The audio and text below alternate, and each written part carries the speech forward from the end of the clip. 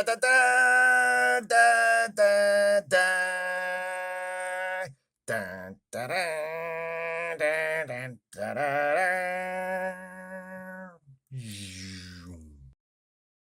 hi, everybody.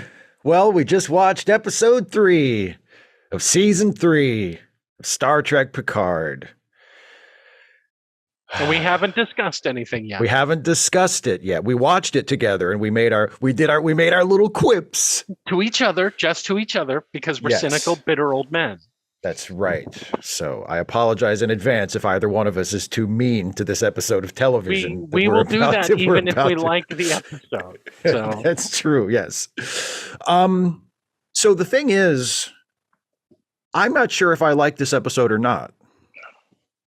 There were particular scenes that I liked very much. Mm-hmm. There was one excellent scene, which is the scene in sickbay between Picard and Beverly. I thought that was terrific. Very well done. And did a decent job of trying to justify like how Picard could possibly have a 20-something son where the mother is one of his oldest and closest friends, and he just found out about it. Like, they do a pretty good job with that scene of making that acceptable, of making that feel plausible. It felt like an argument. It felt like a legitimate argument between two people who've known each other for a very long time. That's one of the reasons why I really like that scene. And the other reason is that they gave each Beverly and Jean-Luc both had viewpoints that were valid. Absolutely. Yeah. And that was what was great, because you could come down on either side of that argument. Jean-Luc was, how dare you take away the choice of my being a father? And Beverly was like, however long that was going to be, because you were constantly, nearly being killed. And, oh, by the way, here's another target for your enemies to go after. Yeah, like, remember that time when that Ferengi dude tried to kill a guy who wasn't your son? Like, what do you think people would do if they found out you actually had a son running around? Exactly. Yeah. Okay, you keep going. You had problems with it, whatever. Well, no, I'll tell you that scene I thought was excellent. The first scene that was like kind of the flashback scene with Riker and Picard, where they were having a drink after Riker's son had been born. That was a good scene. Yeah.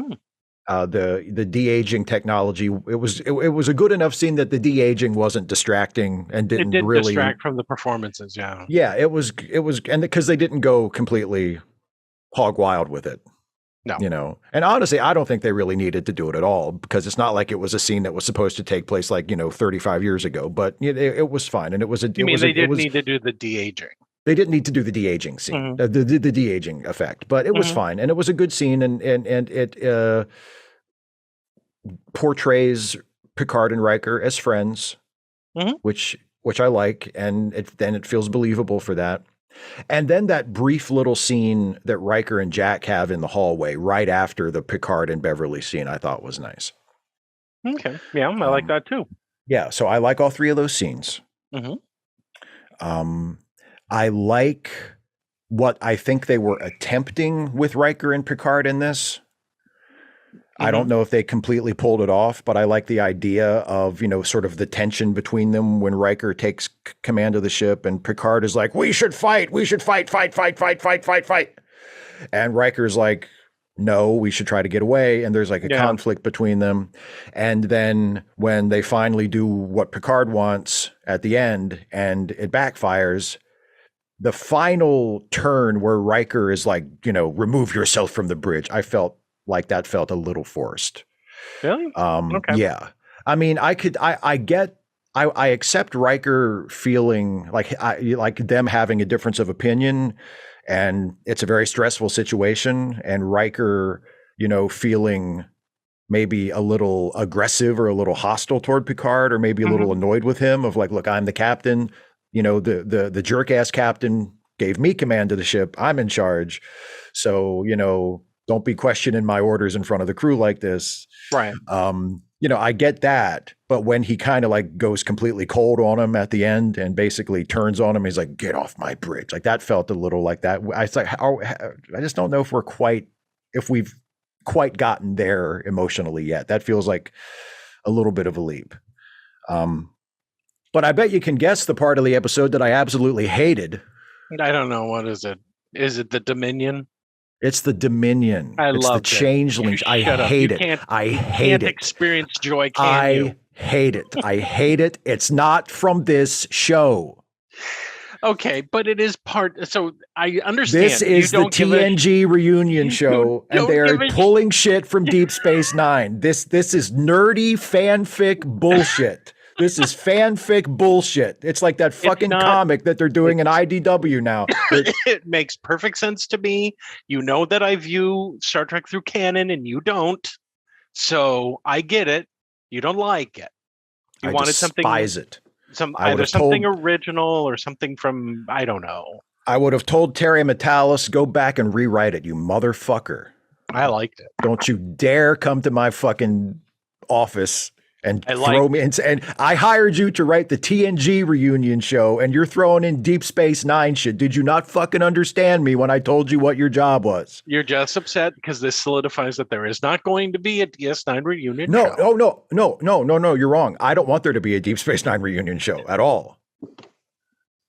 I don't want them to do. I want them to leave Deep Space Nine alone. Deep Space Nine is over. It had a beautiful ending.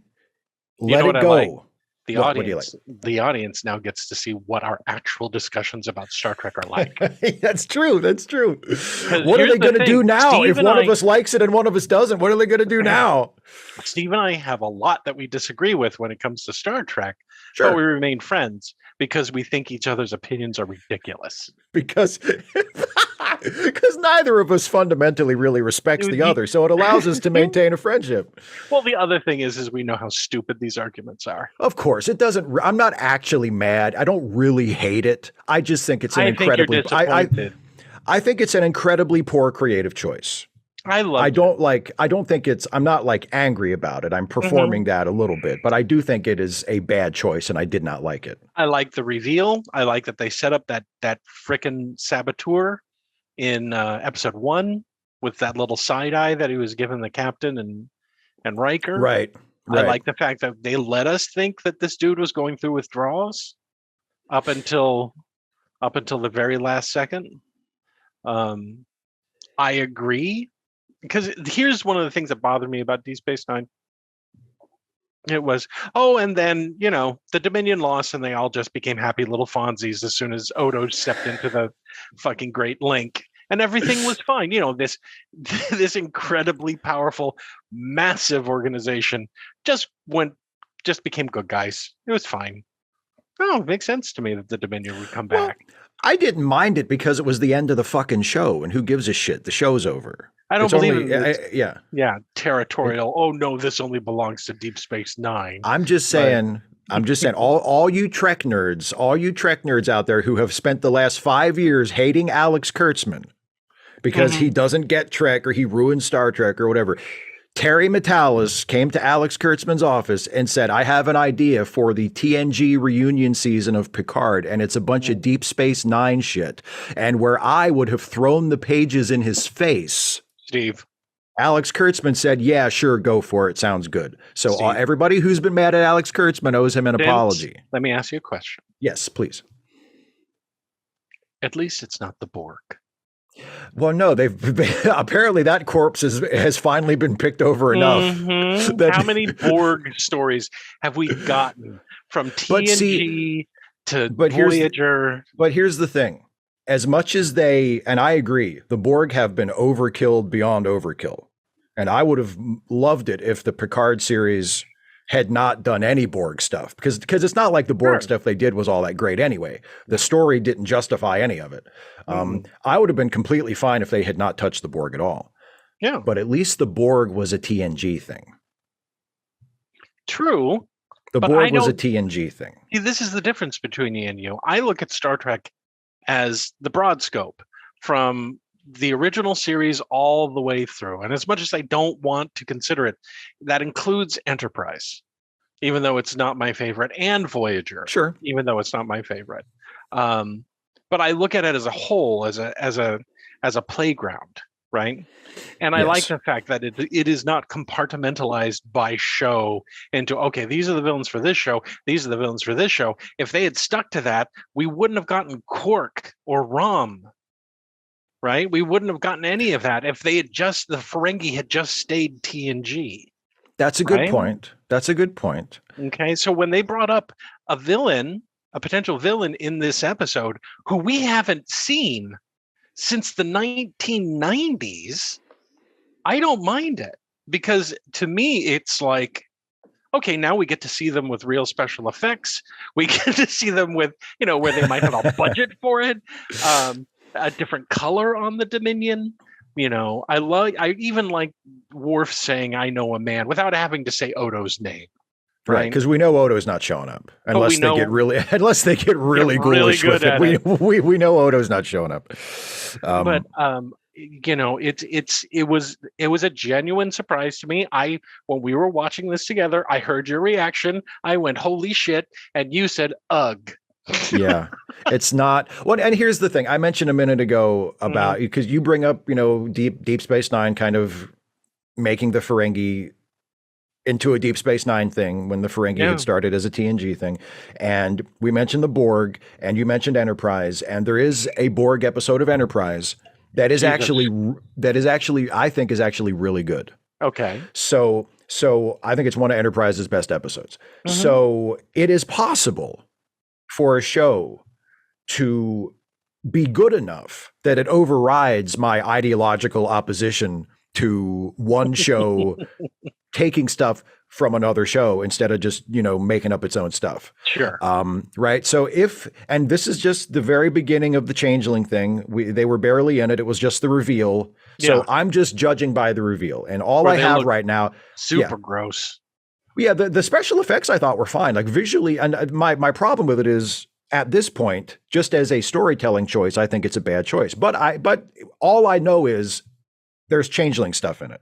Yeah. So it might turn out in coming episodes that the Changeling stuff goes somewhere really good, and I'm like, oh shit, actually they've gotten away with it. It's actually really good. Yeah. I hope that happens. Me too.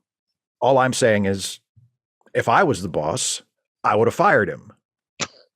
I would have said, go back, and I would say, I hope you have fun going back to write that fucking 12 Monkeys show, because you're not writing Star Trek, because I told you to write the TNG reunion season of Picard, and you brought me Deep Space Nine shit. You didn't go on like this when 7 of 9 popped up in Picard. I didn't, but I mean that there were a couple of things in favor of that. Now, Steve, both of us deeply that DS9 is our favorite Trek. Deep Space Nine is by far my favorite Star Trek show. For both of us, right? Yes, absolutely. It's not even close. Deep Space Nine is my favorite Star Trek show. It's not that I object to, oh fuck Deep Space Nine, that sucked. No, Deep Space Nine is not TNG. TNG is TNG, and I have an inherent problem that, like I said, that the show can overcome if it turns out to be a good story. I'm not like determined to hate it no matter what. If it's a good story, I'll think it's great. Yeah. But I have, like I said, I have an ideological opposition. If the gimmick of this final season of Picard is, hey everybody, come back, we're doing the TNG reunion. Okay, do a TNG show. Do a TNG reunion. Don't start bringing shit in from other shows. Especially since 7 of 9 is already there, because back in the first season, they said, well, we're not doing a TNG show, but fuck it, let's have 7 of 9 in it for some reason. And the only reason they got away with that with me was, and I think we've talked about this before, just between the two of us, they came up with a way to sort of revisit 7 that was not what you would have expected. That was not like the nerdy fanfic Trekkie thing of like, oh, she's captain of a starship, or oh, she's a scientist working on a star. Like, no, she wasn't even in Starfleet. She was doing something completely different. She's running around the galaxy with Chakotay's head in a jar. Yeah, exactly. No, that would have been funny, I think. But that would have given away the ending of Star Trek Prodigy. Yeah, I know. When they find him in season 2 and his head is in a jar, and Janeway's like, oh no. But no, they did something. 7, I have a surprise for you. Yeah.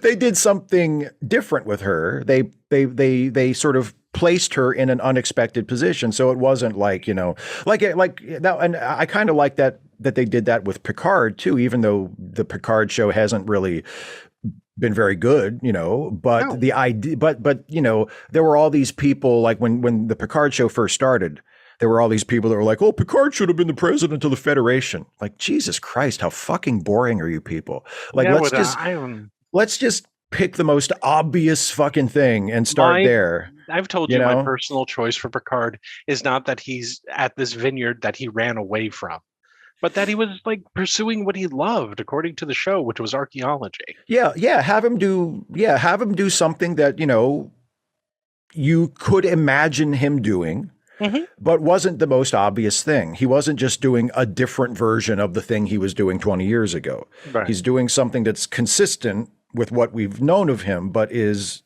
so anyway. So they did that with Seven, and I kind of was like, okay, that's.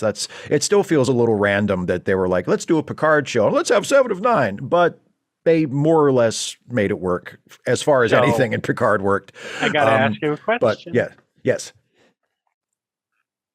Who from DS9 is going to show up in this? Oh God, I don't know. I hope nobody. Oh, I really hope nobody. I do. If one person shows up, and I reiterate, I really hope nobody shows up. But if one person shows up, I hope it's O'Brien, because he at least has a TNG connection. Maybe a TNG O'Brien guy. will be at the Daystrom Institute.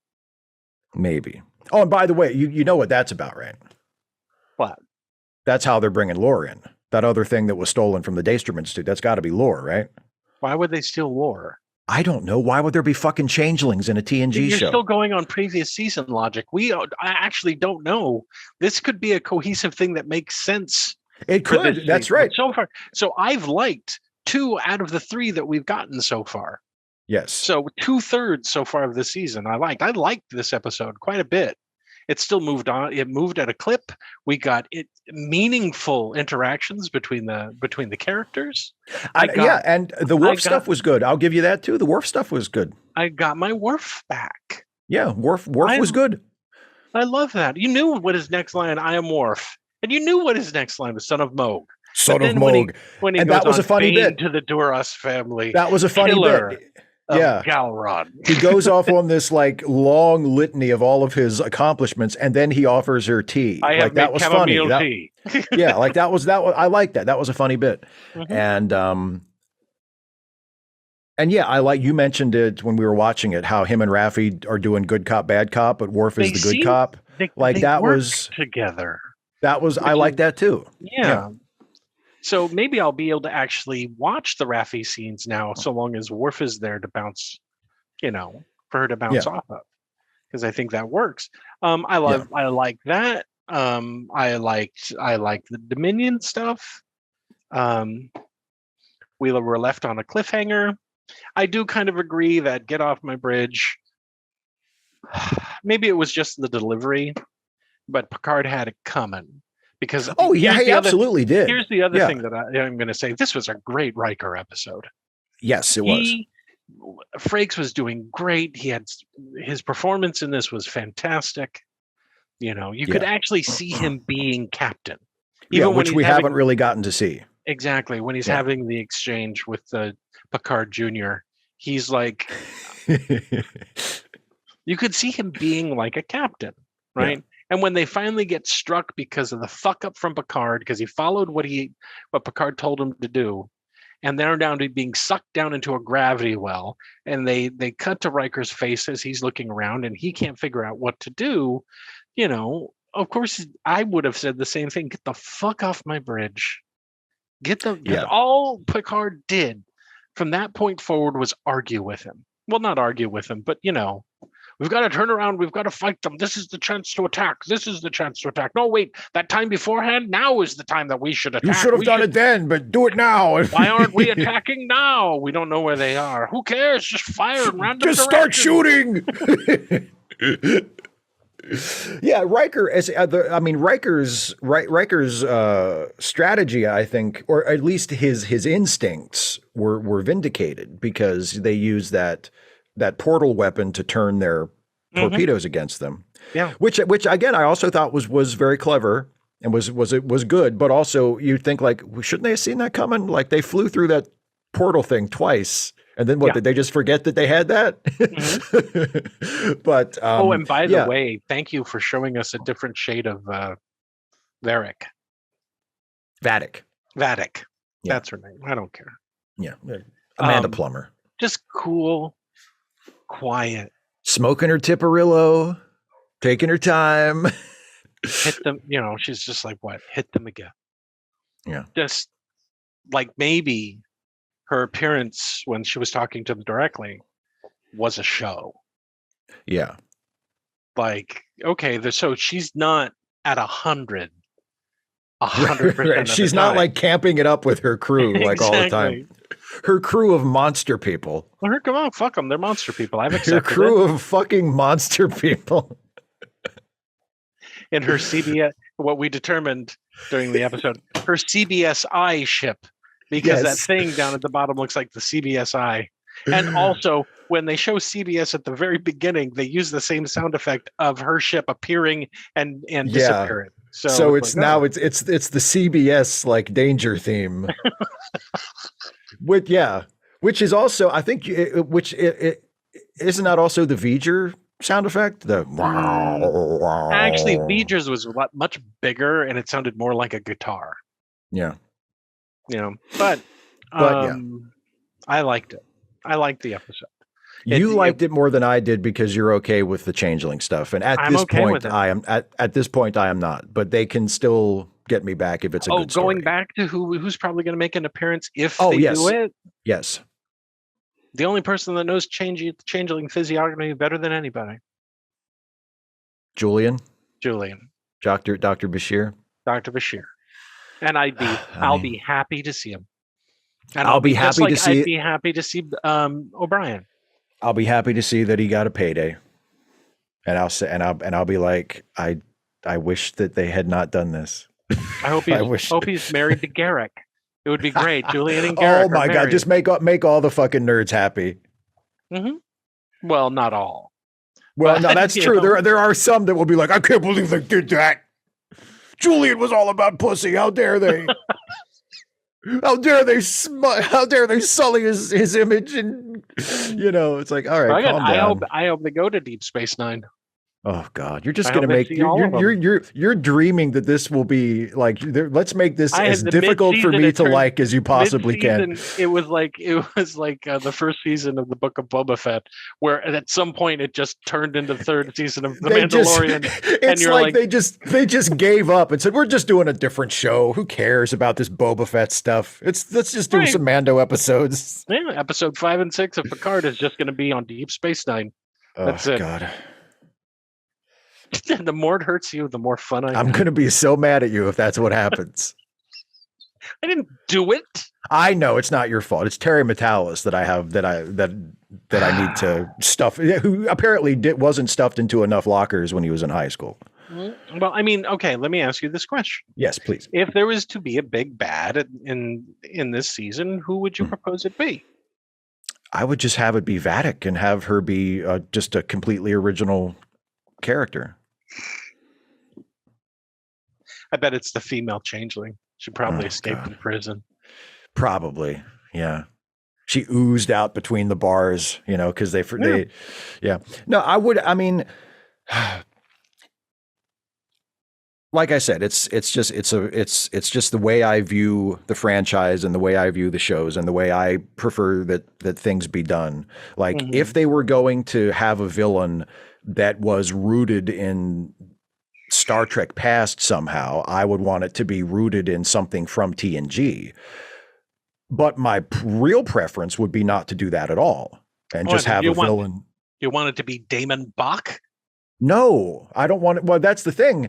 If it was completely up to me, I wouldn't do that at all. It would be a completely original villain. I'm still trying to figure out how they're going to get Moriarty mixed up into this. Oh God, we still have that to look forward to. Maybe it's not really Moriarty. Maybe it's a fucking changeling that Oh, looks there you like go. Moriarty. Yeah, maybe Laura's a it changeling. maybe Laura's it. Maybe they're all changelings. And then maybe they do go to Deep Space Nine, but then Deep Space Nine changes shape and it's a changeling and everything is changelings.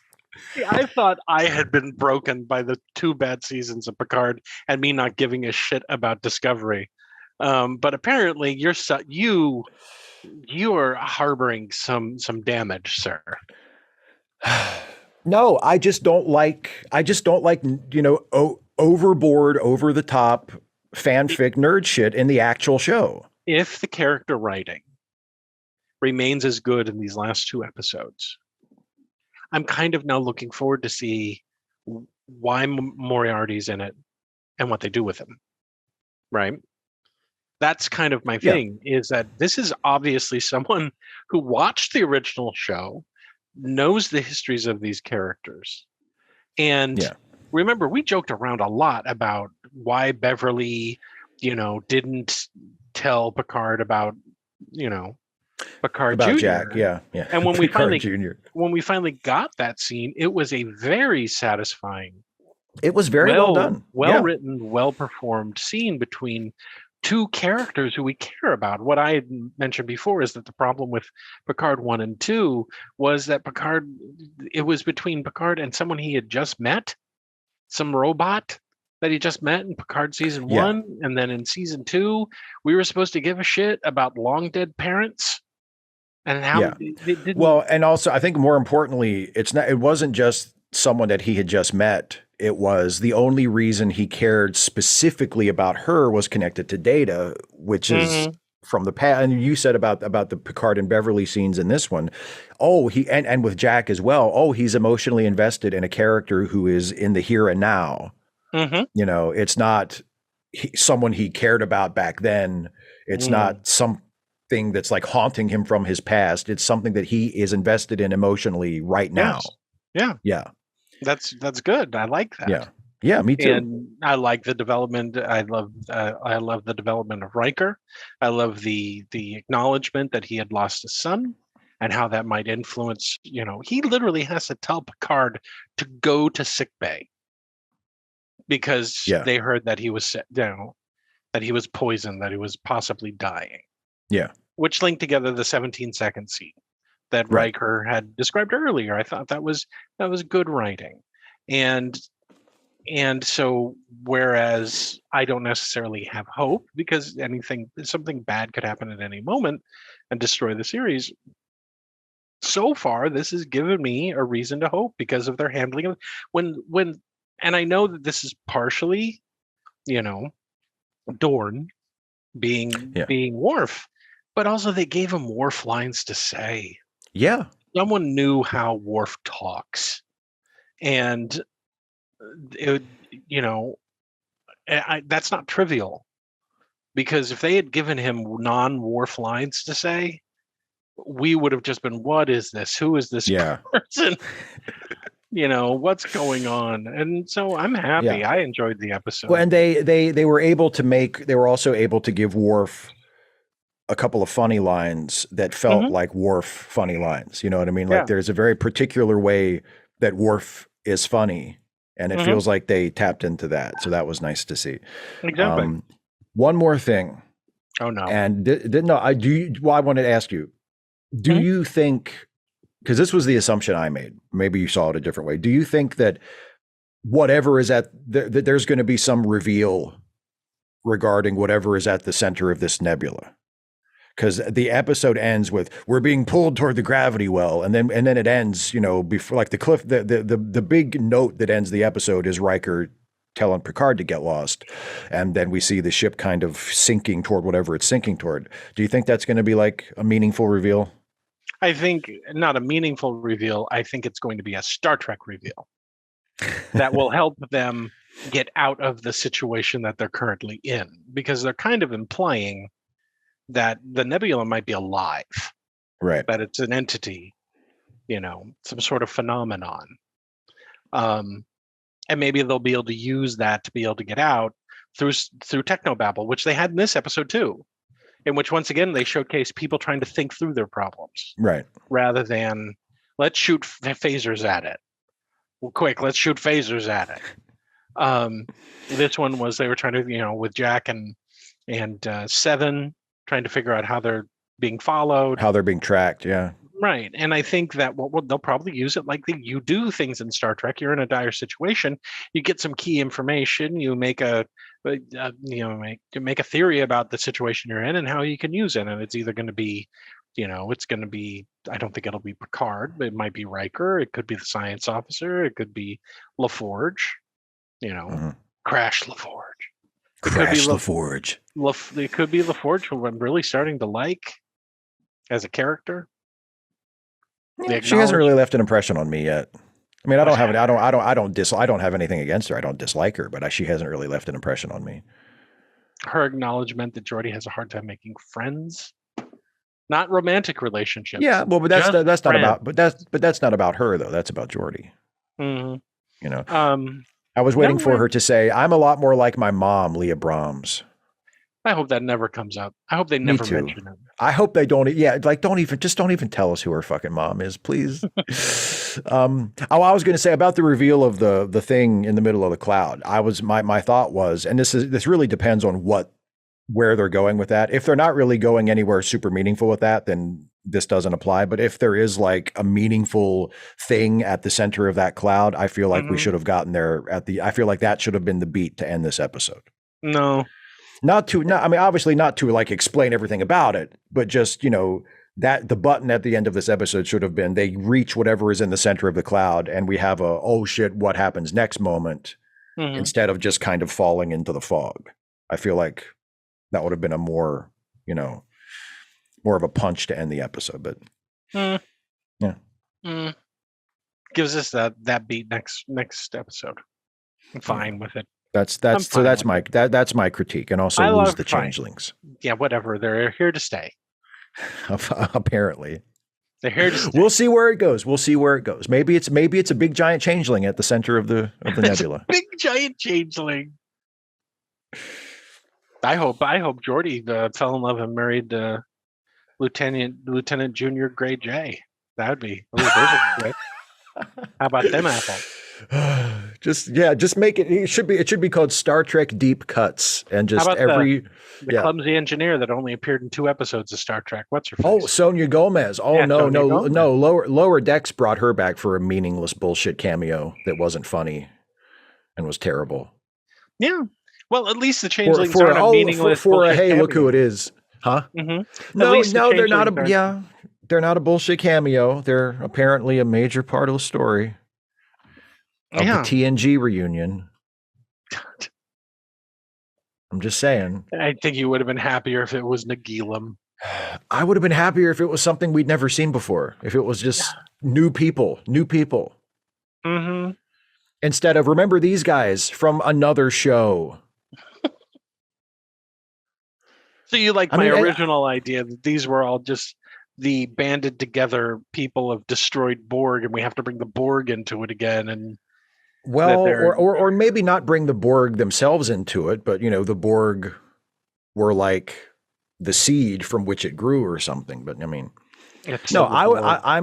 I would be so happy if we never heard about the Borg ever again. Yeah. Yeah, me too. Me too. Because it's like I feel like we're out of ideas for the Borg. Let's just let the Borg go, okay? The Borg, that's good. But for me, after 25 years of the Dominion War happening and it only being mentioned offhand, if at all, by anybody, right? We had this massive war that killed millions against this enemy that could infiltrate us at a moment's notice. As soon as Lady Changeling signed that little piece of paper and turned herself in, everything's fine now. Everything's fine. She was a person of honor, She forged a just peace. I like the idea that what Odo gave the Link was individuality, and that's what caused the schism. Because there were some changelings that were like, "Screw this." Mm-hmm. I mean, what drove the Dominion was fear and paranoia. Right, that they had to take complete control of everything in order to guarantee that they were safe because they had been hunted and persecuted, for who knows how long by because they were different or whatever, and no one could trust them. And then they formed the Great Link, where everyone, I guess, thinks the same thoughts, and maybe Odo stepped in to cure them. And there are others who are like, no, fuck it, we're not safe. Yeah. We still want to kill everybody. We want no one. How dare you do that to us? Maybe we'll get some Jemadar. Oh, God. What happened to them, Steve? Yeah. And maybe some Bajorans and maybe I mean. Well, there's a Bajoran on the bridge. Maybe that fucking what's some more Deep Space Nine shit that we could put in the TNG show? There's a Bajoran on the bridge of the. That's Titan. true. One of the Ensign Rowe was from TNG. Why so didn't you throw your microphone can... down and just storm off? If Cisco shows up, I will pick up this chair I am sitting in and I will throw it against that wall.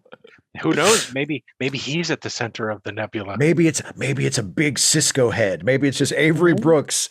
1,000 miles high, playing a giant piano, just playing some jazz. It just turns into DS9. Fuck it. I've been at the center of this cloud, you understand. What was that? It's my Avery Brooks impression. Oh, okay, great. Doesn't it sound exactly like him? Jake's there. We can't get Nog. Sure. Another, TNG Ferengi that shouldn't have been on DS9. They should have just come up with a brand new alien species, right? Why couldn't they? Oh boy. They could have called them the Gafarngi.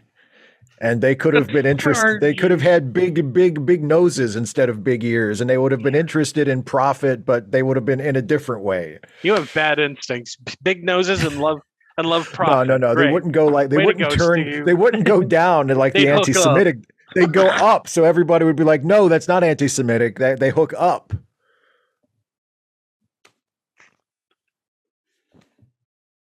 Anyway.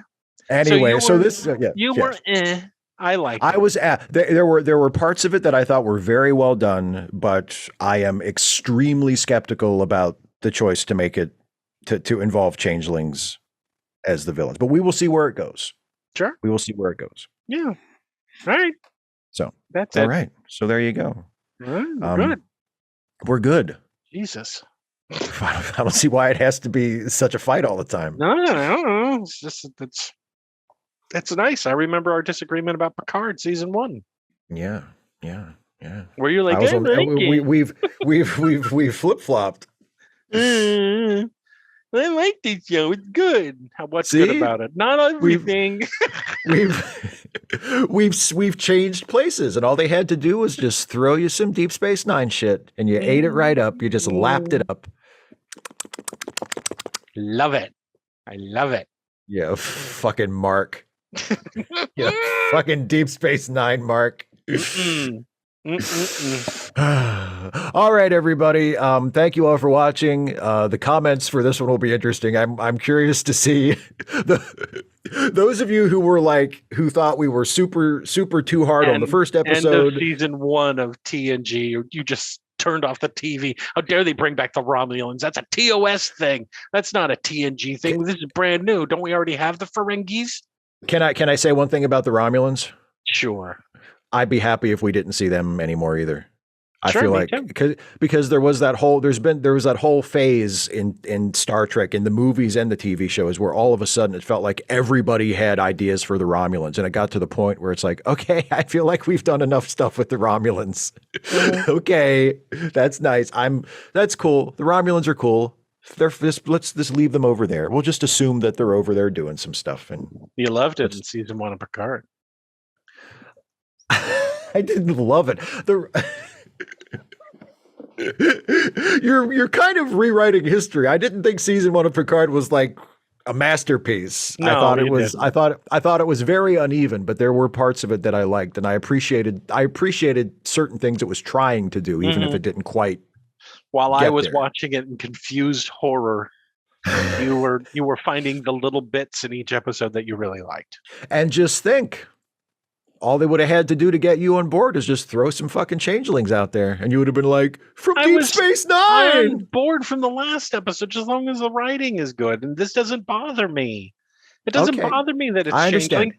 I haven't seen them in 30 goddamn years. It'll be nice to, if someone brings something new to it. We'll see. It's I hope not so. Romulan, I hope so. It's not Borg. It's not That's Romulans true. or Borg. That's true.